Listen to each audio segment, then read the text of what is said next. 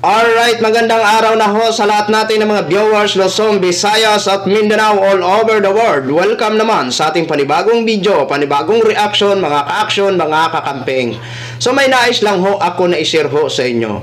Talagang mauurat na naman ang ating mga kababayan ng mga DDS.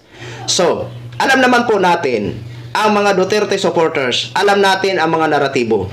Kapag hindi pumapabor sa kanila ang tinatapik mo o binablog mo, sasabihin nila, bias ka, bayaran ka, bangag ka, adik ka. Yan ang mga naratibo ng mga DDS supporters kapag hindi sa kanila pabor ang binablog ng isang vlogger o hindi sa kanila pabor ang balita na binabalita. Tulad ho nito, tulad nitong isishare ko naman sa inyo mga ka-action. Ang galing at napakaganda ng pag-debunk nito ni Ma'am Labiriti. Anyway, bago tayo panoorin si Ma'am Labiriti, ayan po ang kanyang ayan po ang kanyang Facebook page. Labiriti ho yan ha. Pakipalo ho yan mga ka-action, mga kakamping. At ang kanyang isa pang Facebook, hindi ko alam kung Facebook personal niya, yung Lovely Granada. Lovely Granada. Ayan. Yan, Lovely Granada. Dalawa po yan, Labiriti at saka Lovely Granada. Ngayon, itong magandang pag-debunk ni Ma'am Labiriti o ni Ma'am Lovely Granada. At tiyak naman, ay talagang kukunot na naman ang mga noon ng mga DDS nito kung mapakinggan. Kasi tinawag dito ni Ma'am Labiriti na fake news, ito si Digong. So, alam naman po natin, mga ka-action, mga kakamping, na kapag tinatapik ng mga vlogger ang mga Duterte, talagang nanggagalaiti ho ang mga DDS supporters. Pero hanggang dyan lang ho sila. Di ba? So, bago natin panoorin, gusto ko lang na malaman yung lahat, no? Sa darating na December 18, exactly 8:30 PM ng gabi, mapapanood nyo po dito sa live broadcast natin si Ma'am Labiriti dahil in-invite ko po siya. At maraming salamat sa inyo, Ma'am, sa inyong pagtanggap ng aking invitation. Maraming salamat po sa inyo, Ma'am. Saludo po ako sa inyong galing at husay sa pagsasalita. Ito ho, mga ka-action. Panoorin po muna natin si Ma'am Labiriti. Ang number one ng fake news peddler, ladies and gentlemen, ang tatay sa mga DDS na halina maglaro. Ang inyong franchise mag-end next year. If you are expecting Marino yan, I'm sorry. You're off. I will see to it that you're off.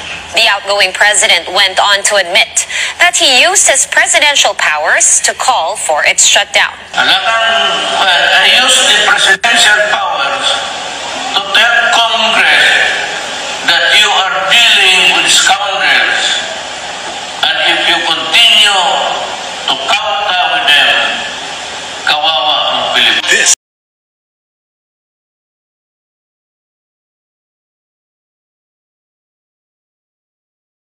Now signing off. ABS-CBN, GMA, mainstream media, biased yan, unreliable. They're out to destroy certain politicians.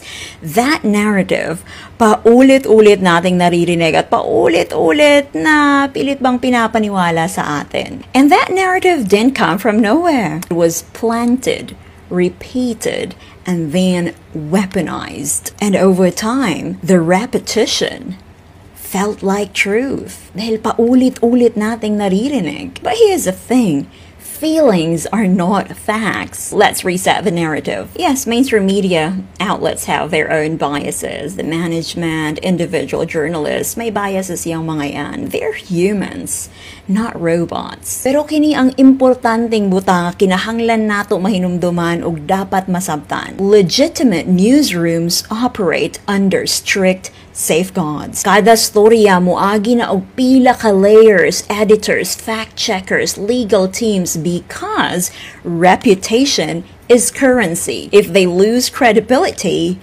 they lose everything. Mawito ng mga journalists no, or even their management, bisan dili sila ganahan sa panghitabo kay siguro, disadvantage sa ilahang personal nga gina-suportahan, they still have to report the facts. Kay nga no, they follow international standards, ethics, and verification processes. Para sa mga legit na journalists, dili optional ang facts. Magkamali ba sila? Of course. They're humans. But mistakes aren't shrugged off. When they slip, they correct publicly on record. For example, in 2013, Philippine Daily Inquirer apologizes for publishing fake Time cover featuring Pinoy. Ayan. Says it was an honest mistake. So apparently it wasn't an actual Time magazine issue. It was just an internet meme. And so they apologized. And eto naman by ABS-CBN just this year, actually March 2025, ABS-CBN news statement on report with wrong photos of Senator Tolentino. After the error was pointed out, they published an official correction and they removed the photo. Again, in journalism, mistake is a no-no, but honest mistake is real. Pag nagkamali, they have to correct it because accountability is part of the job. Hindi perpekto ang mainstream journalism, but it's built on a system that punishes dishonesty and rewards accuracy. Vlogging, madalas but not all, is based on attention, clicks, and confirmation bias. Bisan ako, posible kayo nga magkamali. Mao nang every time na amoy madungog from YouTube, TikTok, or sa mga social media diha, always ask yourself, tinuod ka ni, naa pa ba'y uban nga mainstream or legitimate newsroom ang nag-report ani?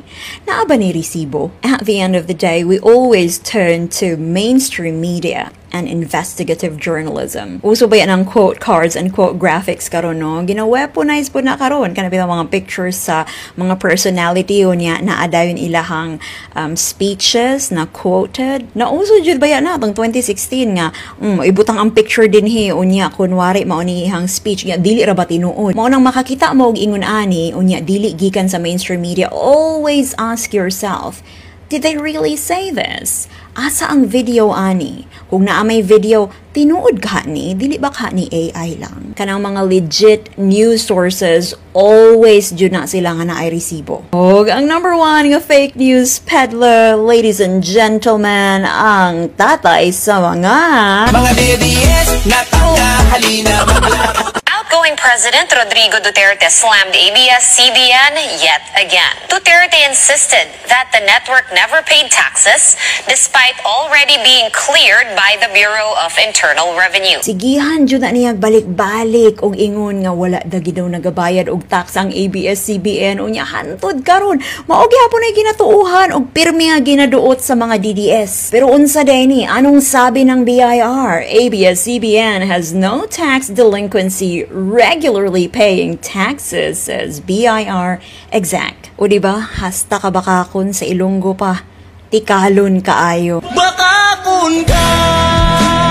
liar, evil ka. Dili lang na mo yung bakak. Siyempre, dili na ako may isa-isa tungkol sa kadaghan. And during his prosecutor time, siya rin naman ang umamin, diba, na mahilig siya mag-plant ng intrigue. Pero makapangutana ka, nga naman, anong kinahanglan man jud i-demonize ni Digong o iya mga worshippers ang mainstream media. They want people to be isolated from the truth. Kita mo ang mga leader sa kulto, di ba ilaha man ang i-separate ang ilahang mga members from the community. They have to separate them from their families, friends, communities, napaganing uban nga magtukod yun na sila ilahang kaugalingon community away from other people to prevent new information nga pwedeng makaguba sa ilahang kulto. Gusto nila ang ilahang mga supporters mahimong allergic kayo sa mainstream media para bisan unsa pa nakatinuod ang ilahang i-report, dili sila katuuhan. Tanaw ng mga DDSO, maingon sila nga, bias man ang GMA, bias man ang ABS-CBN, pero og pabor gani sa ilahang balita, mao may ilahang i-post, mao man gihapon ang ilahang imo ang source. Pero og dili gani pabor sa ilahang report, maingon dayon, ay paninira lang yan, ay mga bayaran. O diba? Hastang amawa. Duterte even persecuted Maria Ressa of Rappler, pero tanawa. Nobel Prize winner kaayo. Ingon ra ba sa mga DDS nga ang Nobel Prize awarding body daw bayaran. Hoy! Naunsa gud boy. If we want truth, we rely on institutions that have everything to lose when they get it wrong, not on personalities who have everything to gain by keeping you angry, misinformed, and loyal. At syempre, dahil allergic sila sa katotohanan, they will always try to take us down, us who amplify the truth. Actually, kapilan na na-restrict ako ang mga videos kay report sa mga kurimaw at mga iyaking DDL. Mga DDS na tanga. So if you believe in the message, download this video, download my videos, upload them in your platform, share. Wala ko ilaabot kung dili ko ninyo i-credit. Basta ang mensahe makaabot as far as possible. Kaya kaya ko nila i-take down 1 or 2 of us. Pero kung daghan ta, dili ta nila kaya. Mabuhay ang mga bisdak nga wala nagpailad o dili magpailad. Mabuhay ang Pilipinas.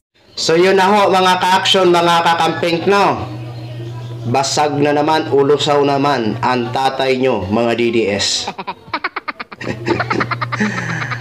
Totally agree ako sa mga sinasabi ni Ma'am Labiriti. Di ba? Tama po yun. Honest mistake. Di ba? At kailangan humingi ka ng apology. Di ba? Kasi may kaakibat kasi na pananagutan kapag ikaw ay nagkakamali. Lalong-lalo na mainstream media, malalaki po yung mga company. 'Di ba? Pero alam naman po natin na kapag nagkakamali ang mga malalaking mainstream media, ay agad-agad ho yan sila nagpa-public apology. 'Di ba? Pero honest mistake lang po yun. Wala silang intensyon na siraan ang isang tao o any individual. Kapag halimbawa may mali sila, napapanood ho natin yan, nababasa ho natin yan, na nagpa-public apology sila. Kahit naman tayo ng mga vloggers, kapwa ko mga vloggers, di ba? Kapag nagkakamali tayo, ina-accept natin, honest mistake po natin yun. Pero wala tayong intensyon na manira ng isang tao o isang opisyal, di ba? At nag-apology ho tayo. Kasi kapag mag-apology ka kasi, accept mo yan. At saka hindi yan kabawasan ng pagkalalaki mo, kabawasan ng pagkatao mo, halimbawa, no? Pagkalalaki, pagkatao, iisa na yan. 'Di ba? Ang maghingi ng public apology. Kumbaga, napaka-humble mo pa rin dahil tanggap mo pa rin ang iyong pagkakamali. Pero yun nga lang, hindi mo sinasadya at wala ka talagang intensyon.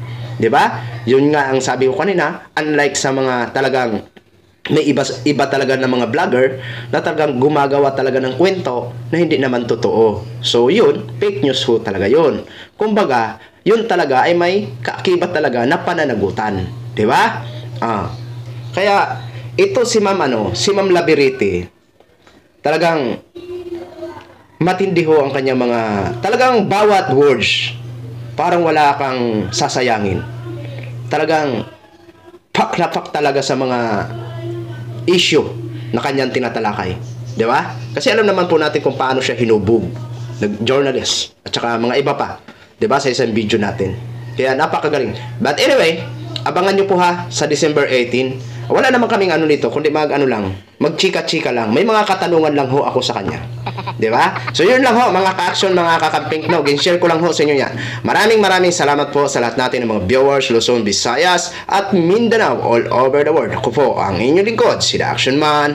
Have a good day, everyone.